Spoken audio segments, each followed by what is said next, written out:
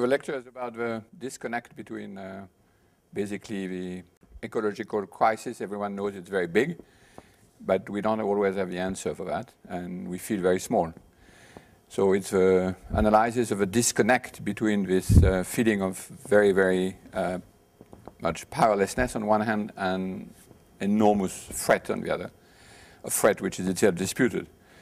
So I'm trying to see how social sciences and the natural sciences and the art could simultaneously bring their different forces around this question of a disconnect between the scale of a phenomena and what every one of us feel about it.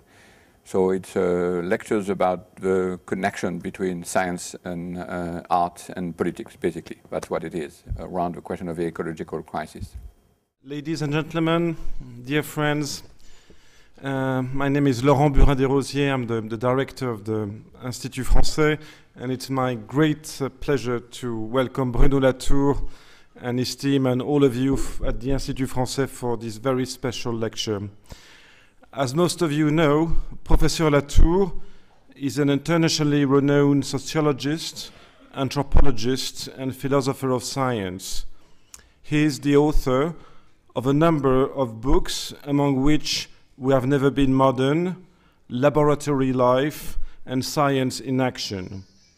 He has had a long and rich academic life at the École des Mines de Paris, Harvard University, and at Sciences Po Paris, where he is now professor and vice president and director for research. That's quite a lot. He's also curated major exhibition, and in 2008 he received the Siegfried Hölzel Prize. Professor Latour is also the director of the recently founded Sciences Po School of Political Art. This new school is, in Professor Latour's words, not about science, nor art, nor politics. No matter the initial calling, research, politics, the arts, the task lies in front of these disciplines. It does not belong to any of them in advance. End of quote. This principle, and those behind the new Master of Experimentation in Arts and Politics, which Professor Latour is launching today in the UK. These master's degrees will be another good example of the various partnerships Sciences Po has with UK higher education institutions, such as the London School of Economics or the University of Oxford. Sciences Po has been indeed recruiting graduates in the UK for a number of years, and as a result, British students are the 5th largest group of international applicants to Sciences Po's master's degrees. Today's conference, Waiting for Gaia, will argue for the multidisciplinary approach that is required to tackle ecological issues that are themselves the products of an interconnected world where no single institution can grasp, let alone handle, the complex processes that combine to jeopardize our survival on this planet. I thank again Professor Latour and Sciences Po Paris for having chosen the French Institute to deliver this key conference, and I will now hand the microphone to him. Thank you very much. Thank you for the French Institute to welcome and house us and Sciences Po, and the connection is old indeed, and also I'm very pleased to be able to speak in the presence of a new director of the London School of Economics, which has been just, I'm told, nominated 15 minutes ago, which is a great chance. What are we supposed to do when faced with ecological crises that do not resemble any of the crises of wars and economy, the scales of which is formidable, of course, but for which we are in a way habituated, since they are of human, to human origin? What to do when told day after day, and in more and more strident way, that our present civilization is doomed, that the earth itself has been so tampered with that there is no way it will ever come back to any of the various steady states of the past? What do you do when reading, for instance, a book like that of Clive Hamilton titled Requiem for a Species, and that the species is not the dodo, nor the whale, but us, that is, you and me? Or hard weather climate wars, what people will be killed for in the 21st century? a book that is nicely divided into 3 parts. How to kill yesterday, how to kill today, how to kill tomorrow. And at every chapter, to tally the dead, you have to add several orders of magnitude to your calculation. The time of great narrative has passed, I know, and it could seem ridiculous to tackle a question so big from so small a point of entry. But that's just the reason why I wish to speak to you tonight. What do we do when questions are too big for everybody, and especially when they are much too grand for the orator, that is myself? One of the reasons why we feel so powerless when being asked to be concerned by the ecological crisis, the reason why I, to begin with, feel so powerless, is because of a total disconnect between the range, nature, scale of the phenomena and the set of emotions, habits of thought, feelings that would be necessary to handle those crises. Not even to act about it, but just to give them more than a passing ear. So my talk will largely be about this disconnect and what to do about it. Is there a way to bridge the distance between the scale of the phenomena we hear about and the tiny Umwelt inside which we witness, as if we were a fish inside a glass ball, an ocean of catastrophes that are supposed to unfold? How to behave sensibly when there is no ground station anywhere to which we could send the help message, Houston, we have a problem. What is so strange about this abysmal distance between our little selfish human worries and the great question of ecology is that it's exactly what has been valorized so much for so long in so many poems, preachers, and edifying lectures as the wonders of nature. If those displays were so powerful, it was just because of this disconnect. To feel powerless, overwhelmed, totally dominated by the spectacle of nature is a large part of what we have come to appreciate since at least the 19th century as the sublime. Remember Shelley, in the wild woods among the mountains lone, where waterfalls around it leap forever, where woods and winds contend, and a vast river over its rocks ceaselessly bursts and raves. How we love to feel small when encompassing the magnificent forces of the Niagara Falls, of the infinite extent of the Arctic glaciers, of the desolate and desiccated landscape of the Sahara. What a delicious thrill to confront our size with that of galaxies. Small compared to nature, but so much bigger as far as morality is concerned than even their grandest display of power. So many poems, so many meditations about the lack of commensurability between the everlasting forces of nature and the puny little dwarfs of humans claiming to know or to dominate her. So one could say, after all, that the disconnect has always been already there, and that it's the inner spring of a feeling for the sublime. The everlasting universe of things flows through the mind and rolls its rapid waves, now dark, now glittering, now reflecting gloom, now lending splendor, where from secret springs the source of human thought its tribute brings.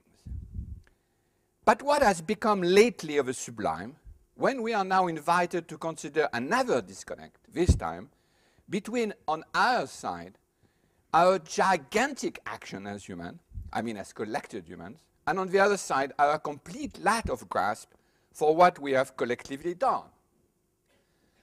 Let us ponder a minute what is meant by the notion of Anthropocene, this amazing lexical invention proposed by geologists to put a label on our present period. We realize that the sublime has evaporated as soon as we are no longer taken as the puny dwarfs of human, overpowered by nature, but on the contrary, as a collective giant that in terms of terawatts has scaled up so much that it has become the main geological forces shaping the Earth. What is so ironic with this Anthropocene argument is that it just comes when vanguard philosophers were speaking of our time as that of a post-human, and just at the time when other thinkers were proposing to call this same moment the end of history. It seems that history, as well as nature, have more than one trick in their bag. Since we are now witnessing the speeding up and scaling up of history, not with the post-human, but rather with what should be called a post-natural twist. If it's true that the anthropos is able to shape the earth, literally, and not only metaphorically through its symbols, what we are now witnessing is anthropomorphism on steroids. Oliver Morton, in his magnificent book, Eating the Sun, provides us with an interesting scale. He says our civilization turns at around 13 terawatts, while the flux of energy from the center of the Earth is around 40 terawatt. Yes, we now measure up with plate tectonics. Nothing, of course, compared to what we receive from the sun, 170,000 terawatt, but already quite immense when compared with the primary production of a biosphere, 130 terawatt. And if all humans developed at the level of North American, we would develop 100 terawatt. That is twice more muscles than plate tectonics. That's quite a feat. Is it a plane? Is it nature? No, it's Superman. We have become Superman without even noticing that inside the telephone booth, we have not only changed clothes, but grown enormously. Can we be proud of it? Well, not quite, and that's the problem.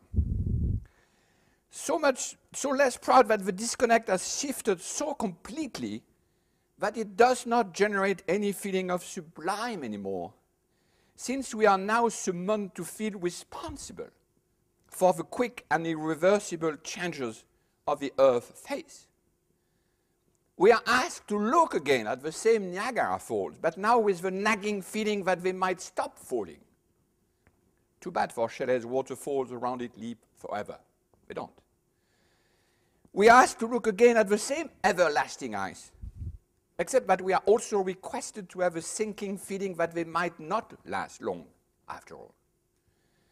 We are mobilized to look again at the same parched desert, except that we are induced to feel that it expands inexorably because of our disastrous use of the soil. Only galaxies and the Milky Way might still be available for the old humbling game of wonder. But because they are beyond the Earth, they reside in this part of nature that the ancients call supralunar. I'll come back to that later. How to feel the sublime when guilt is eating up at your guts? And knowing it in a new and unexpected way, because of course I am not responsible, and neither are you or you. No one in isolation is responsible. Everything happened as if the old balance between the contemplation of a moral law in us and that of the innocent forces of nature outside of us had been entirely subverted. It's as if the feeling of wonder had changed side together with that of morality. The real wonder today is how could I be accused of being so guilty without feeling any guilt, without having done anything bad. The human collective actor who is said to have committed the deed is not a thinkable, sizable, measurable character. You never meet him nor her.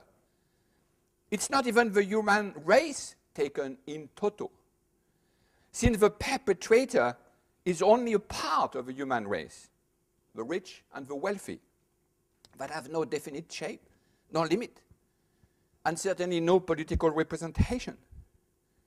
How could it be us who did all this, since there is no political, no moral, no feeling body able to say we, and no one to proudly say the buck stops here?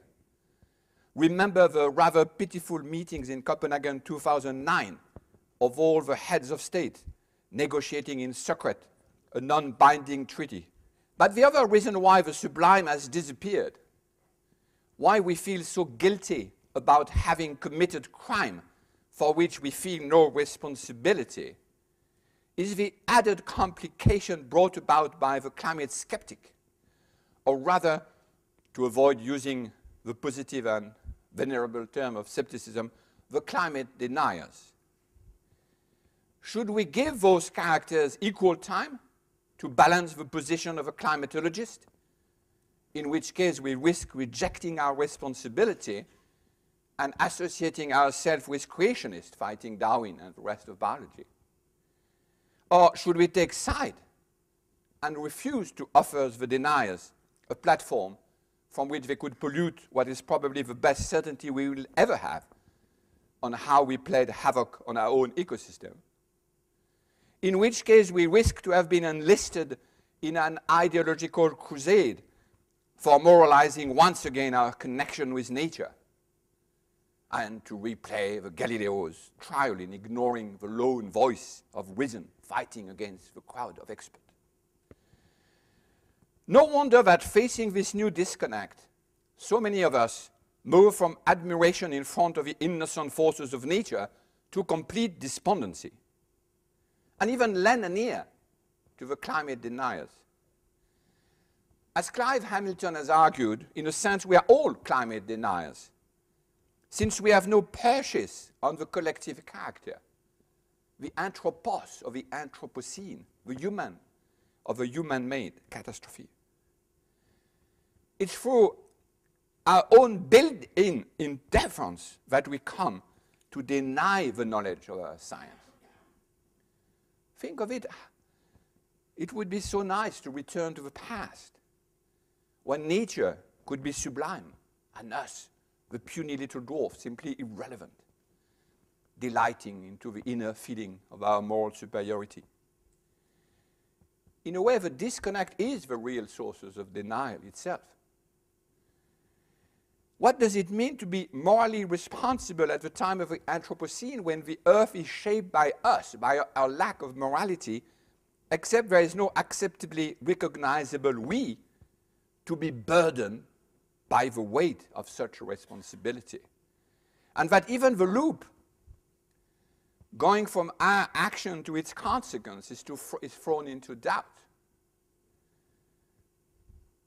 To sum up my first point, how do you want to still feel the sublime while watching the everlasting waterfall sung by Shelley, when, one, you simultaneously feel that they might disappear, two, that you might be responsible for their disappearance, three, you feel doubly guilty for not feeling responsible enough, and four, that you sense a level of responsibility for not having dug deeply enough into what is called the climate controversy.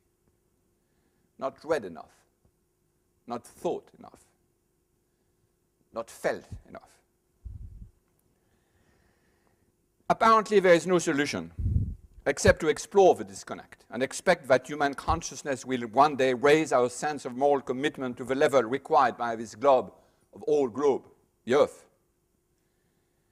But if we judge by recent news, to bet on consciousness raising is a bit risky, since the number of American and Chinese, and even I'm sorry to say of British citizens, denying the anthropic origin of climate change is actually waxing instead of waning. Even in rationalistic France, a former Minister of Research with a nice uplifting name, Professor Cheerful, has managed to convince a large part of our most enlightened section that there is so much controversy about the climate that we don't have to worry about it after all. It seems that, as in Lars von Trier's movie Melancholia, we might rather all be quietly enjoying the solitary spectacle of a planet crashing from the derisory protection of a children's hut made out of a few branches by Aunt Steelbreaker. As if the West, just when the cultural activity of giving a shape to the earth is finally taking a literal and not a symbolic meaning, resorted to a totally outmoded idea of magic as a way to forget the world entirely. Amazing final scene of the most amazing film. The hyper-rational people falling back onto what all primitive rituals are supposed to be, protecting childish minds against the impact of reality. Von Trier might have grasped just what happens after the sublime has disappeared. Did you think that doomsday would bring the dead to life? No, no, no. when the trumpet of judgment resonates in your ear, you fall into melancholia. No new ritual will save you. Let's just sit in a magic hut and keep denying, denying, denying, until the bitter end. So what else could we do when we are tackling a question simply too big for us? One of the solutions is to become attentive to the techniques through which scale is obtained and to the instruments that make commensurability possible. After all, the very notion of the Anthropocene implies such a common measure. If it's true that man is a measure of all things, it could work also at this juncture. It is a tenet of science studies and actor network theory that one should never suppose that there exists difference of scale at the beginning, but always look for how scale is obtained at the end. Fortunately, this tenet is ideally suited to ecological crisis. This is, by the way, the rendering of one of the first plans by a climatologist to have a calculator organized in such a way in the 1930s that they could make the calculation for the climate and maybe sort of time up and be in the rhythm of the number of data coming to it. It's a quite extraordinary artist rendition of an idea which has now become true. Fortunately, this tenet is ideally suited to ecological crisis. There is nothing about the Earth as Earth that we don't know for the discipline, instrument, mediation, expansion of scientific networks. Its size, to begin with, its composition, its long history. Even the few farmers among us, I doubt there are any tonight here, maybe I'm wrong. This is England after all. Everything we know about the soil and the earth goes through specialist, agronomist, soil scientists. And this is true of a climate science. The globe by definition is not global, but is quite literally a scale model that is connected through a reliably safe network to stations where data points are collected and sent back. This is not a relativist point that could throw doubt on such science, but a relationist tenet that explains the sturdiness of a disciplines able to establish, multiply, and upkeep those connections. I'm sorry to insist on what looks like splitting hair, but there is no way to explore a way out of a disconnect if we don't clarify the scaling instrument that generates locally a representation of a global. My argument, actually science studies argument, is that there is no zoom effect. Things are not ordered by size as if they were boxes inside boxes, but they are ordered by connectedness, as if they were nodes connected to other nodes. Nobody has shown that better than Paul Edwards in his beautiful book on climate science, A Vast Machine. If meteorologists and later climate scientists have been able to obtain a global view, it's because they managed to build more and more powerful models able to recalibrate data points elicited from more and more stations or documents. Satellites, tree rings, logbook of navigators, ice cores, and so on. Interestingly enough, this is exactly what makes the climate skeptics so skeptical. They find this knowledge too indirect, too mediated, too far from immediate access. Those epistemological Thomas apparently believe only in unmediated knowledge. They are incensed to see that no data point is in itself has any sense, that they all have to be recalculated and reformatted. Exactly as the negationists do about the crimes of the past. Climate denier use for future crimes a positivistic touchstone to poke holes into what is an extraordinary puzzle of crisscrossing interpretation of data. Not a house of cards, but a tapestry, probably one of the most beautiful, sturdy, and complex ever assembled. Of course, there are a lot of holes in it. Having holes is what weaving knots and know what it's all about. But this tapestry is amazingly resilient because of the way it's woven by allowing data to be recalibrated by models and vice versa. It appears that the history of the Anthropocene and climate science they are basically historical sciences, is the best documented event we ever had. At the end of his book, Paul Edwards even argued that we will never know more about this event, since our action modifies the baseline so much year after year that we will no longer have any baseline to calculate the deviation from the mean. What a perversity to witness the human race erasing its deed by deviating so much that its deviation can no longer be traced. The reason why it's so important to stress this slow process of calibration, modeling, and reinterpretation is because it shows that even for the climate scientists, there is no way to measure up directly with the Earth. What they do is to carefully watch a local model from the tiny slot of a laboratory, thanks to the slow calibrating process of many standardizing institutions. That's one disconnect we don't have to share. We don't have on one side the scientist benefiting from a global, complete view of the globe, and on the other, the poor ordinary citizen with a limited local view. They are only local views. But some of us look at connected scale models, the data of which are reformatted by more and more powerful programs run through more and more respected institutions. For those who wish to bridge the gap and fathom the new disconnect, this foregrounding of the instrument of measurement may offer crucial resources, this time for politics. It's useless on the part of the ecologically motivated activist to try to shame the ordinary citizen for not thinking globally enough, for not having a feel for the Earth as such. No one sees the Earth globally, and no one sees the ecology from nowhere.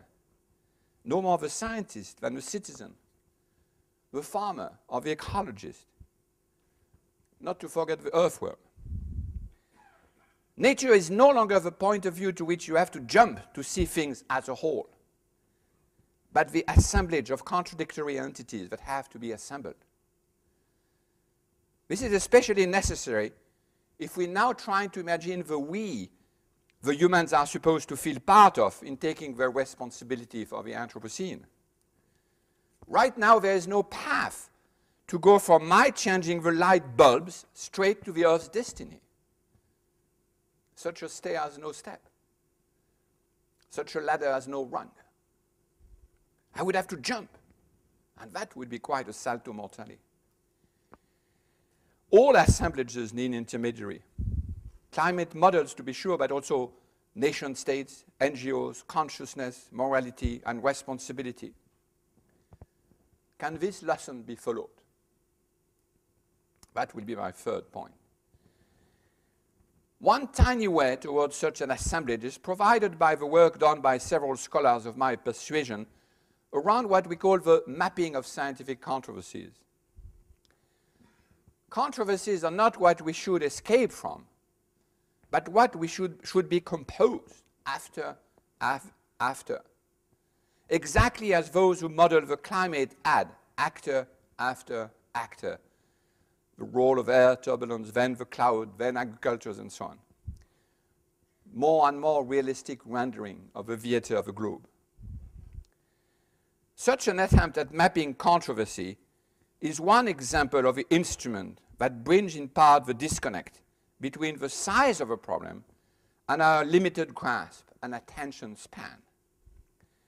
This is a set of things we do in Sciences Po with the students called Mapping the Controversy, and some people from Manchester, with Albena Yaneva, who is here tonight, and many other universities in the world. At first, especially if we seize the opportunity offered by digital information to bring about in the same optical space documents coming from science and documents coming from public arenas. At first, the confusion is horrible, as if facts and opinions were mixed up. But that's just the point. Facts and opinions are mixed up, and they will be even more mixed up in the future. What we need is not to try to isolate once again the world of science and the world of politics, how to keep such a program at the time of the Anthropocene, that mix-up of all mix-up, but to decipher with a new metrology the relative weight of the entangled cosmology.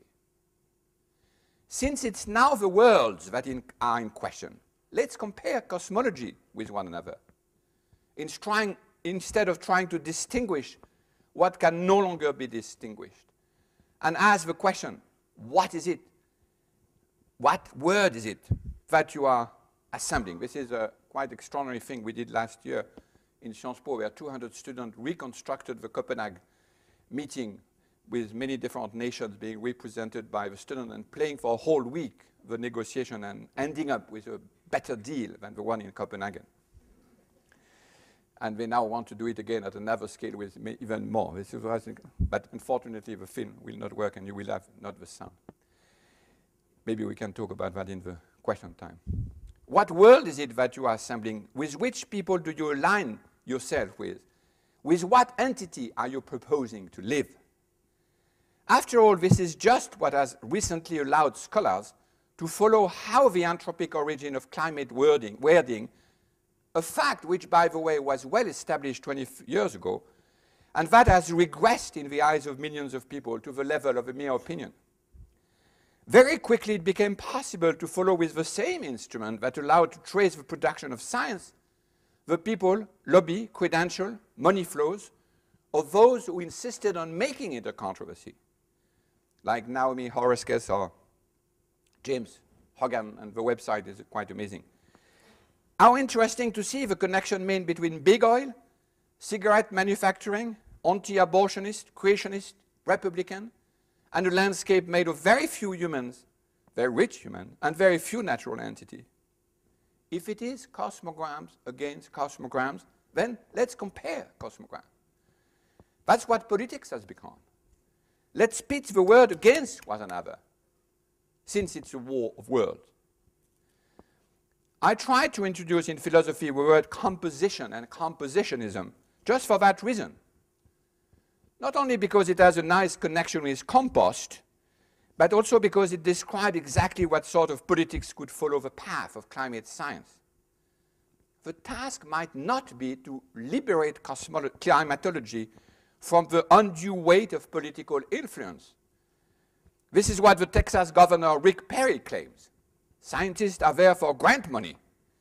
He doesn't know how little pay they get.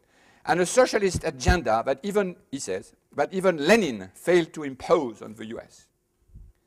On the contrary, it is to follow through which threads climatologists have built their models to bring the whole Earth on stage, so that we begin to imagine how to do the same to assemble a political body able to claim its part of responsibility for the Earth changing shape.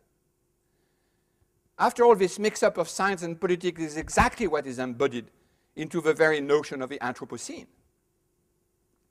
Why would we go on trying to separate what geologists, earnest people, if any, have themselves intermingled?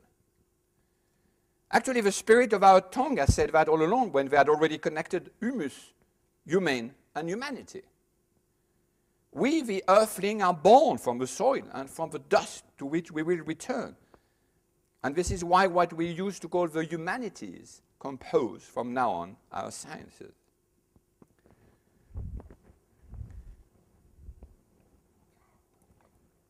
I have insisted so far on one side of a disconnect,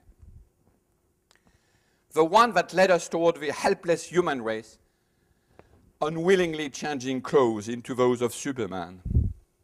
It's time to turn to the other side, what we used to be called nature. The tricky notion of the Anthropocene modifies both sides of what has to be bridged. Toward the human, to be sure, deprived of any possibility of feeling the sublime anymore, but also on the side of the geological forces themselves, to which is now aligned and compared. At the same moment when humans have changed the shape of the Earth without being to their new gargantuan clothes, the Earth has metamorphosed of late into something else that James Lovelock has proposed to name Gaia. Unfortunately, I have no sound. So here you are supposed to see Professor Lovelock of Gaia's fame. And since you don't hear anything, I will sum up what he says. And the journalist, it's a very good interview, you can find it on the website, is asking him, Professor Lovelock, we are not all going to disappear. And Professor Lovelock said, oh, God knows, no. Only 7 out of 8 will be wiped out. And the journalist said, well, that would be quite a party. And it goes on and on, but you will have not the sound. In the remainder of this lecture, I'd like to explore with you how different it is from nature of the olden days. And when we will pull together the two mutations, the one on the side of the Earthlings and the one on the side of the Earth, we might find ourselves in a slightly better position to bridge the gap. First, Gaia is not a synonym of nature because it's highly and terribly local.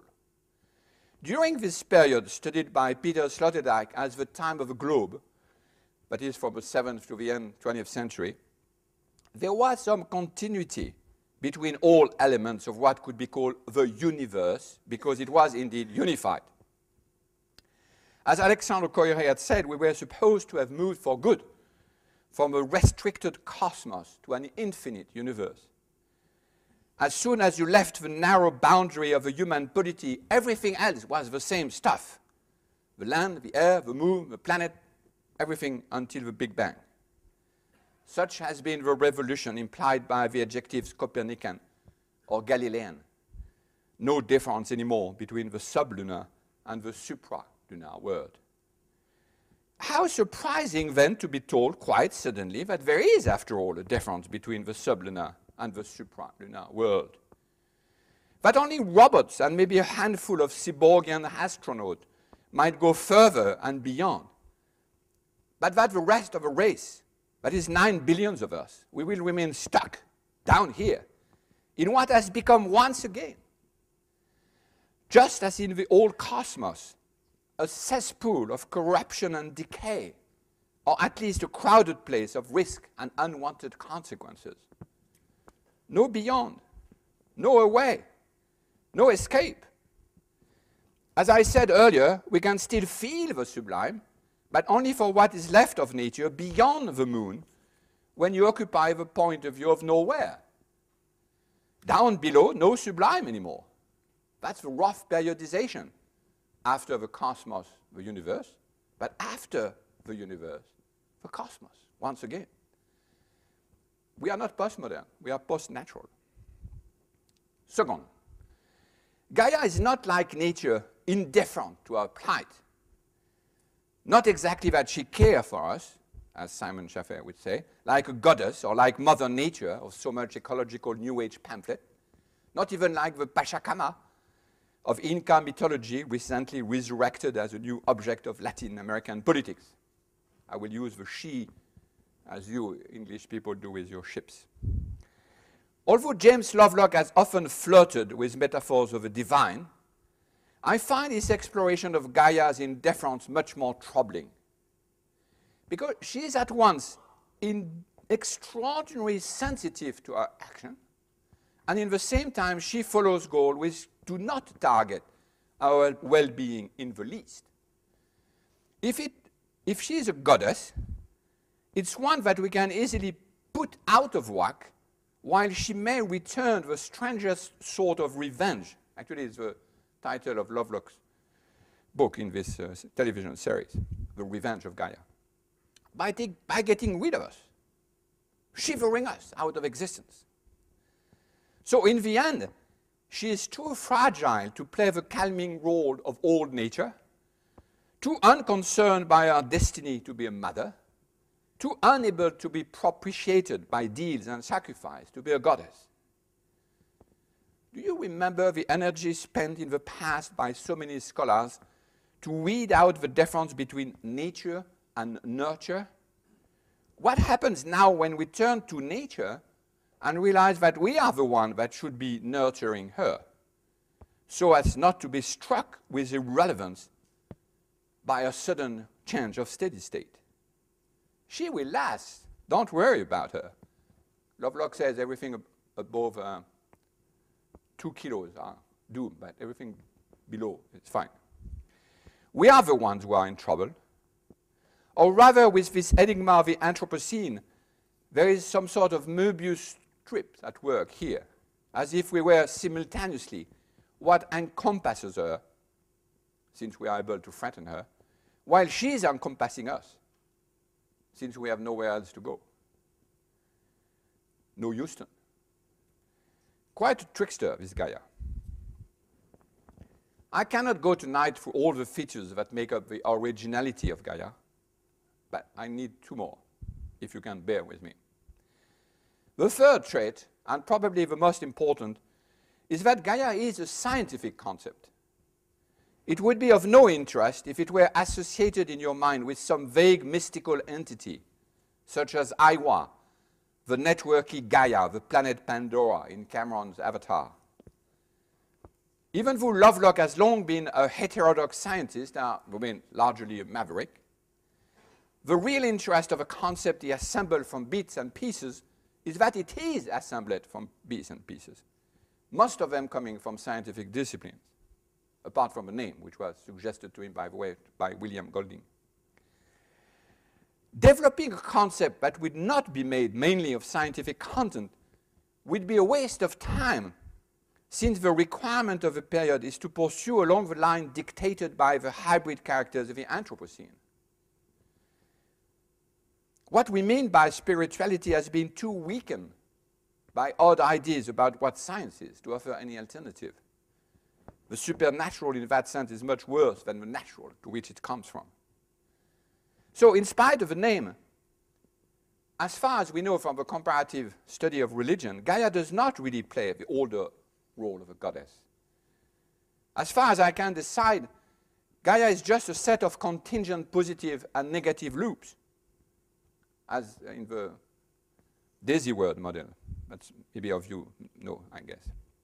It just happened that those loops had the completely unexpected effect, one after the other, to offer conditions for new and positive or negative loops of more and more entangled complexity. There is no teleology, no providence in this argument. And we should be careful when I say scientific. I don't use the adjective in the epistemological sense of the word, but introduce a radical and traceable difference between true and false, rational or irrational, natural and political. I take scientific in the much older, and in a way, newer sense, of a cosmological, rather cosmopolitical term, designating the search, domestication, accommodation of new entities who try to find their places in the collective in addition to those of humans, and often by displacing humans. So the great thing about Lovelock's Gaia is that it reacts, feels, and might get rid of us without being ontologically unified.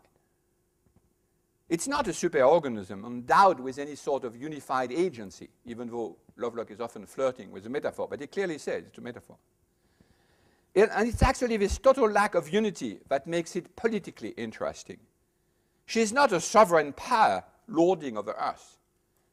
Actually, in keeping with what I see as a healthy Anthropocene philosophy, she is no more unified an agency than the human race supposed to occupy the other side of a bridge.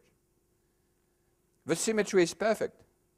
See, we don't know more than we don't know more what she is made of than we know what we are made of. This is why Gaia in us, or us in Gaia, this Möbius strip, is so well adjusted to the political task of composition. It has to be composed piece by piece, and so do we.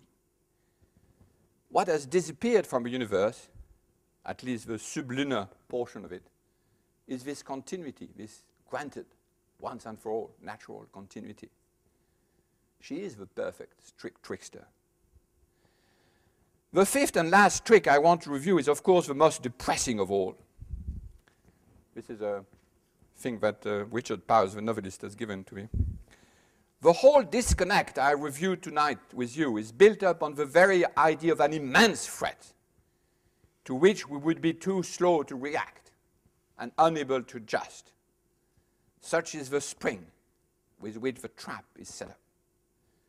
Of course, confronted with such a trap, the most reasonable of us react to the threat by the perfectly plausible argument that apocalyptic pronouncements are just as ancient as humans. And it's true. For instance, my generation has lived through the nuclear holocaust threat, beautifully analyzed by Gunther Anders, in terms very similar to those used today by doomsday prophet. And yet we are still there. Here, I mean, at the French Institute. In the same way, historians of environment could argue that the warning against the dying Earth is as old as the so-called Industrial Revolution. A good dose of healthy skepticism seems warranted when reading, for instance, that Dürer, the great Dürer himself, was simultaneously preparing his soul for the end of the world, expected for the year 1500, as you know, while in 1498 investing a bundle of hard money on printing his beautiful and expensive prints of the Apocalypse in the hope of hefty profit. So with those comforting thoughts, we could reassure ourselves about the folly of prophetizing doomsday. Yes, yes, yes. Unless, that is, it's just the other way around, and that we are now witnessing another case of crying wolf too long. What if we had shifted from a symbolic and metaphoric definition of human action to a literal one? After all, this is just what is meant by the Anthropocene concept. Everything that was symbolic is now to be taken literally. Cultures used to shape the earth symbolically. Now they do it for good. And the very notion of culture went away with that of nature. Post-natural, yes, but also post-cultural. Clive Hamilton argues in the famous study at the origin of the very notion of cognitive dissonance, all of you must know it, by Fessinger, Why Prophecy Failed, that we should heed again the study of Mrs. Keach, who had predicted the end of the world. As you know, she had predicted the end of the world. The end of the world didn't come, but she had, fortunately, in a group of clients and sect, quite a lot of ethnographers that Fessinger had planted there. And he was interested in how they react. The world didn't come to an end. She was great because not only was she able to predict the end of the world, but she was also, by a prayer, able to make the world last longer. The disconnect might not reside in expecting the end and reorganizing our belief system to account for why it's not coming.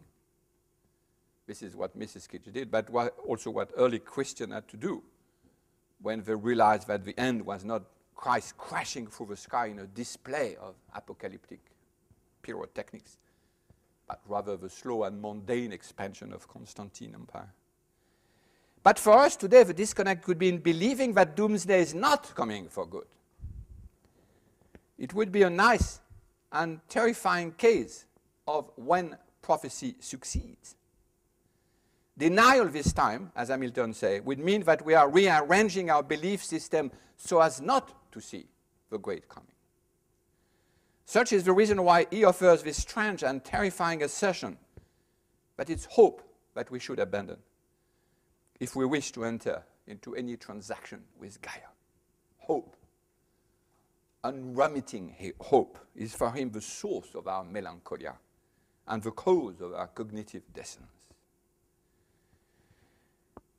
I hope again, to have shown you tonight why it might be important and maybe urgent to bring together all the possible resources to close the gap between the size and scale of problems we have to face and the set of emotional and cognitive states that we associate with the task of answering the calling without falling into melancholia nor denial. And it's largely for this reason that we have resurrected this rather out-of-fashion terms of political arts for the new program that we created in Sciences Po, and we are very pleased to present here in London today, thanks to the French Institute. Why? To train professional artists and scientists, a mix of artists and people who have done PhD in anthropology, or conversely, who are doing musicology and music and so on and so forth, to the triple task of representation: scientific, political, and artistic representation. There are many topics, and some of them will appear, I'm sure, in the discussion, and there are some leaflets around to see, so that you see.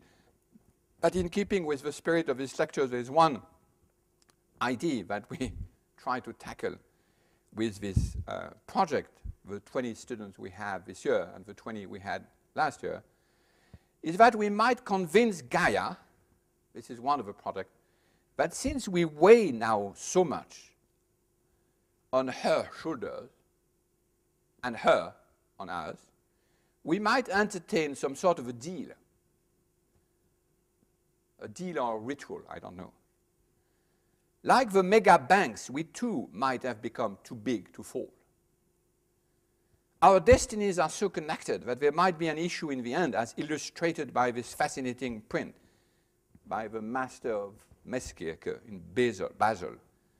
And you see, it's quite odd. It is, as far as I know, no other cases where St. Christopher has the Christ, but the Christ itself is in the universe on the top, inside the universe in the top. This is, of course, from Sloterdijk book on the globe.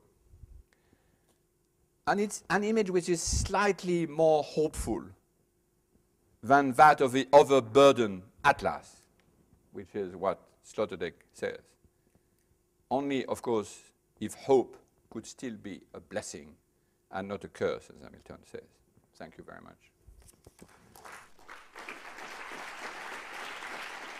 Of course, I went too far, too fast around this notion of composition, where can we use some of a strategy which has been pursued by the scientists themselves in bringing this series of very entangled institutions that Paul Edwards showed very well, in order not only to rethink the way science is produced, and certainly there is an epistemology very original there, as many of the people who have studied this discipline showed, which has nothing to do with the epistemology, positivist epistemology of a critique, for instance. Not only for that, but also to try to think precisely the question you raised, which is, are they alternative to the way we represent problems around the notion of democracy?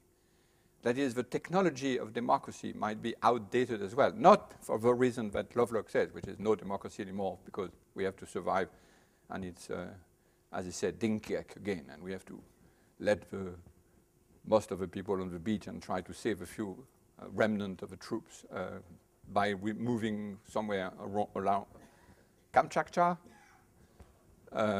Terra del Fuego, etc. But precisely I found absolutely fascinating the numbers of institutions invented in the course of, I mean, just the GIEC is itself an amazing political body, because they are scientists voting simultaneously as scientists, as representing their nation, and so on and so forth. So I think I mean, I was much too fast, but that's precisely why the link between the free representation of science, politics, and art is so interesting. Because they are in this institution, and that's why I insisted on the notion of institution, because that's where the confidence can be rebuilt, not only for the science, but also on the side of democracy. And in this parliament of things, which is this extraordinary representation that this artist, BD artist, I don't know, comic, of an assembly of calculators, human calculators, there is a sort of feeling for other type of assemblages and other type of innovative representation of the non-humans, which I code under the name of Parliament of Things, but I was too fast. And no, Lovelock is not known for his democratic ideal, nor is Jonas. I mean, many of his founders of ecology are not known for that, because they are urgently in need of a dictatorship, which is very completely contradictory to the science itself, which is produced of all this absolutely amazing set of institutions where people are constantly negotiating, standardizing, recalibrating data, and that's producing the sturdiness of a result out of something which is hair-raising from a classical epistemology point of view. The whole aesthetics has to be reinvented to make sensitive to these humans the coming of Gaia. And what is absolutely stunning is the number of play and films and work of art which are trying to explore this thing. There was this amazing play in Paris by a German called Martelet on Plus and Minus One on the Inuit, which was absolutely fabulous, where he invented the whole aesthetics of long and slow time. Nothing happens for 3 hours on the play. And that's part of the argument. It's the slowness of the ice disappearing. And you feel that in a way. And of course, Melancholia, and in a less beautiful, lowbrow, in a more lowbrow way, Avatar, which for me is a Gaiesque play, but also the work of Olafur Eliasson in many sense. I mean, everyone is trying to think this way. What I just explored is this disconnect. No matter what we see, we don't feel. There's no way to feel that. I mean, the sublime was a very powerful way, and the whole aesthetics of the sublime has been developed around that. So what's the alternative of a guilt? An impossible guilt, because we are not even guilty. If the artists are not doing the job, we will never manage to find all the resources for politics.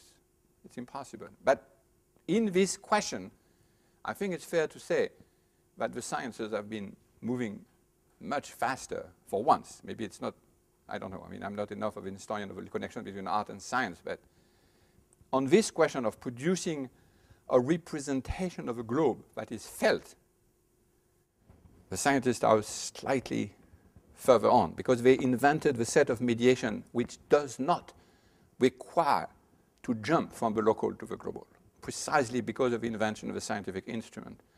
And I think there's a very innovative thing which we try to ponder precisely in our program, trying to mix together the resources of art and science precisely.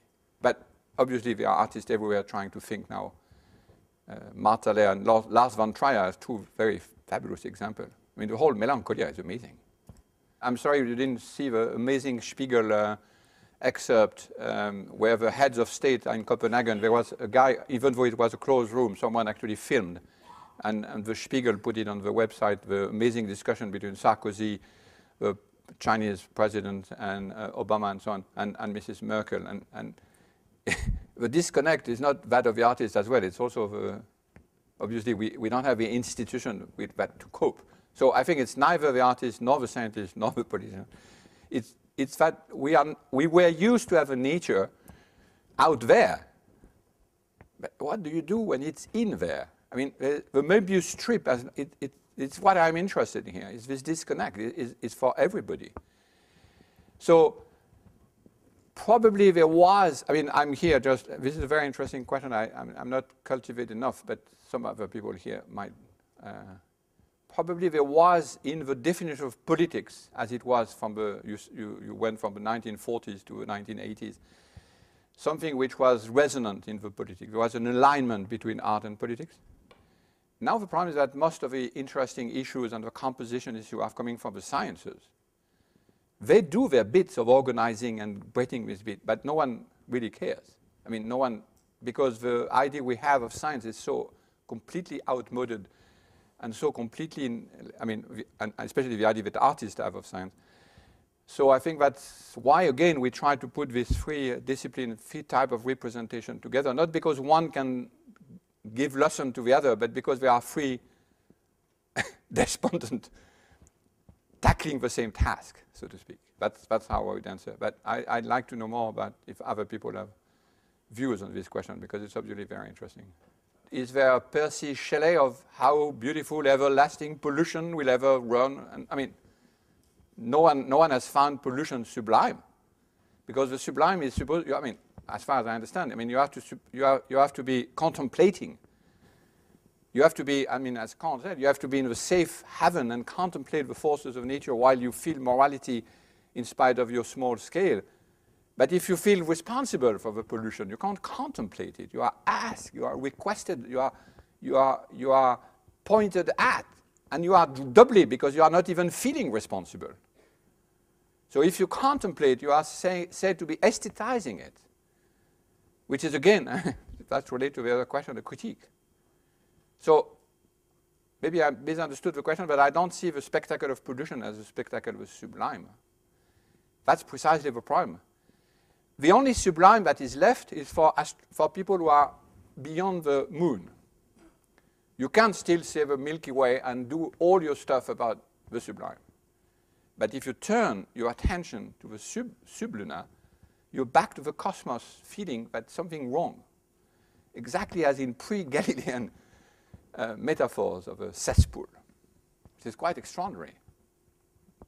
Back to the 16th century. So the sublime was a very, very small, I mean, Simon should know much more about that when the precise history of science of the sublime. But I don't see how you can keep the sublime with guilt. It's something of a disconnect there, because you can't contemplate. And that's what worries you. In this series of mapping controversies, we have a whole new European program around this question of mitigation, where the engineers are very important. But I think if you are a good engineer, there's one thing you don't want to jump to is the size of Gaia. I mean, that would be unreasonable. And here I gave an unreasonable talk because I'm interested in the natural religion aspect of it and what it makes of it. Natural religion where nature is not the part, where religion is not so much a problem as nature in natural religion. So there would be certainly a huge, you're right, repository of wisdom in the engineering tackling this question. You're perfectly right. The activist is a very important part of a representative power of Gaia. Gaia likes activists in some sort of sense, but how do you sort out is another question. On capitalism, I'm against it. But that doesn't help very much because it's very complicated to have a sense of what will happen. I mean, one way is to use the notion of a debt. I mean, when Gaia comes back, the debt that she will ask to repay, so to speak, is a very interesting way of reinterrogating capitalism. And it has been actually it's a traditional definition of capitalism all the way to Engels. I mean, it's a very old, there is a whole tradition of analyzing capitalism in terms of ecology. And idealism, I'm not sure if I understood exactly the question, but idealism is one of these terms like spiritual, which is so much coded by a very odd definition of matter, which is precisely the notion that the notion of Anthropocene is subverting. So I think there are lots of interesting transformation now when you have people talking, when you have geologists, very somewhat serious people talking about Anthropocene. The idea of idealism is moot, so to speak, because they mean something entirely different from what they would have meant in the past with matter. And that's why the question of natural religion is so interesting, because the whole argument has been based on the opposition between religion, which we are supposed to be pagan, and religion, which was supposed to be transcendental. What do you do with the Anthropocene again? I mean, where do you go? If you want to save your soul, but there is no earth, where do you save your soul? So I think the whole, and there are many questions around this, many different religions, Orthodox and so on. Now, on the Eastern, of course, there is a whole set of tradition. But here I was more interested in the way the science itself is connected, because I think there are, again, like in the art, more resources now in the way the sciences reconnect and recompose the face of Gaia, as Lovelock says.